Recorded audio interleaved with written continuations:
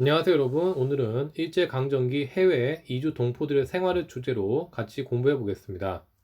시험 공부를 하다가 교과서 주제와 달라서 다소 헷갈릴 수도 있을 것 같은데요. 주제 54번의 내용이라고 보시면 되겠습니다. 그럼 시작하겠습니다. 19세기부터 시작된 한국인들의 국외 이주는 일제강점기 때 더욱 증가했습니다.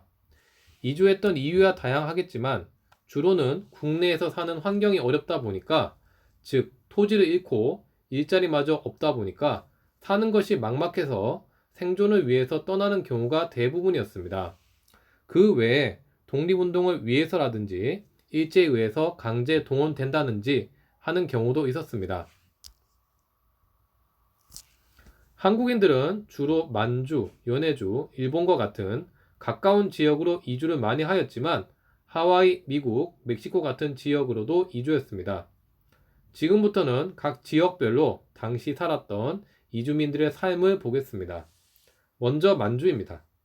19세기부터 당시 만주는 청나라 때부터 인구가 거의 살지 않는 지역이었습니다.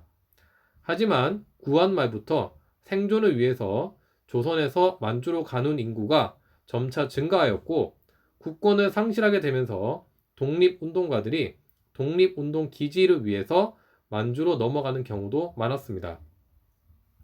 우리가 예전 공부했던 경학서나 중광단, 신흥강습소 등이 바로 그런 단체들이라 볼 수 있습니다.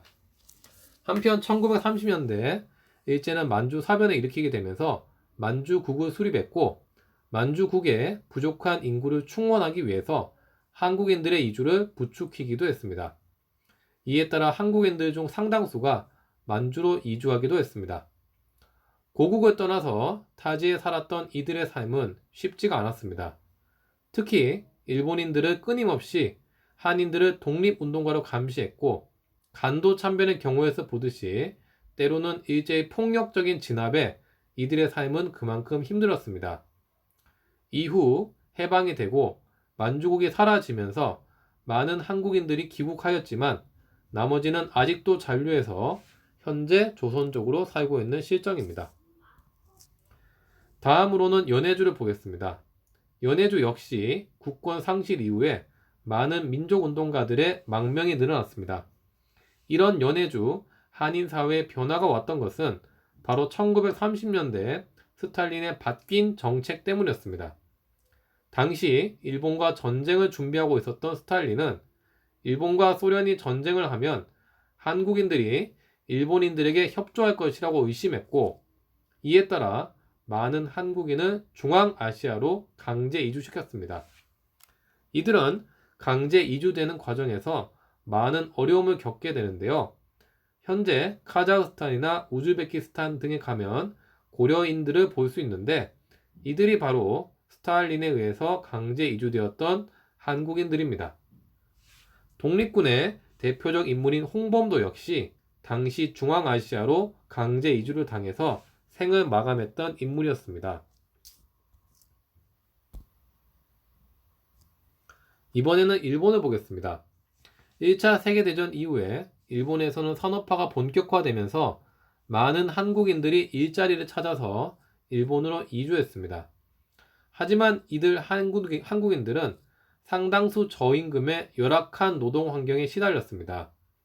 특히 1923년 일본에는 관동 대지진이 발생해서 수많은 일본인 사상자가 발생하자 사회 불안이 심해졌습니다. 그러자 당시 일본인들은 이런 사회 불안의 원인을 다른 곳으로 돌리기 위해서 당시 조선인들이 우물에 함부로 독을 타서 일본인들을 일부러 죽이려 한다는 악소문을 퍼뜨렸습니다. 이에 따라 아무런 영문도 모르는 수많은 한국인들이 일본인들에게 학살당하는 어처구니 없는 일이 발생하기도 했는데요. 이를 관동 대학살이라고 부릅니다. 이후 일제는 1930년대부터 대륙 침략을 시작함에 따라서 수많은 한국인들을 일본 각 지역이나 사할린의 강제 노역에 동원시키기도 했습니다. 마지막으로 하와이 미주의 한인들을 보겠습니다. 이들은 각종 단체를 조직해서 재정적으로 독립운동을 지원하고 각종 외교 활동을 통해 일제 식민지배의 부당성을 폭로하기도 했습니다. 하지만 태평양 전쟁이 발생해서 미국과 일본 사이에 전쟁이 생기자 미국 정부는 한국인들에 대해서 통제 정책을 펼치기로 했습니다. 당시 멕시코에도 많은 한국인들이 거주하면서 사탕수수 농장에서 일을 하고 있었는데 이들을 애니깽으로 부르기도 했습니다. 19세기부터 20세기 초까지 수많은 한국인들은 해외로 이주했습니다.